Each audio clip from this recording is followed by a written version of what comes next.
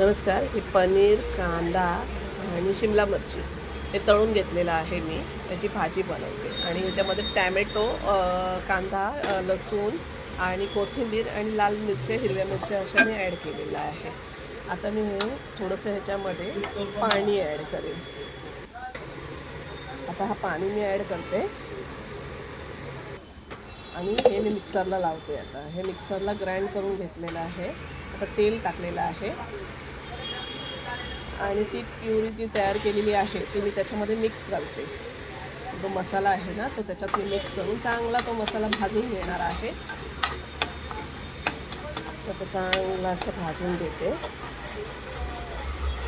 आणि ते भाजल्याच्या नंतर त्याच्यामध्ये गरम मसाला, हळद आणि लाल मसाला मिक्स केलेला आहे. ते पण चांगलं असं ढवळून घ्यायचं आहे. चांगलं मिक्स करून घ्यायचं आहे एकदम छान असं. आणि मग ती भाजी आपण टाकायची. सगळं जे मी पनीर आहे, शिमला मिरची आहे, कांदा आहे, ते आपण तळलेलं आहे ते त्याच्यामध्ये मिक्स करून घ्यायचं. आणि ते मिक्स करून घेतलं तर आपण थोडा वेळ ते हलवायचं आहे. हलवून झाल्याच्या नंतर मग ते पाणी राहिलेलं जे मसाल्याचं पाणी आहे ना ते त्याच्यात मिक्स करायचं आहे. ते मिक्स करून घेतलं का थोडं वरून मी कढीपत्ता टाकलेला आहे. आता मी वाटाणे टाकते ह्याच्यामध्ये. वाटाणे नाही आहेत, मटर आहेत. मटर ते मटर टाकते. आता ते मटर पण चांगलं असं हलवून घ्यायचं आहे असं मस्तपैकी.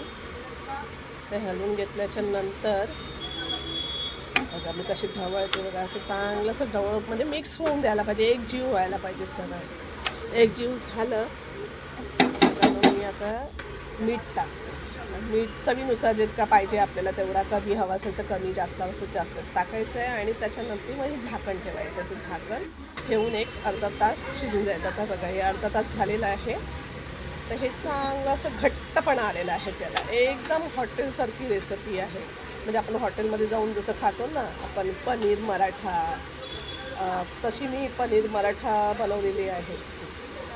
पनीर मटर असं टाक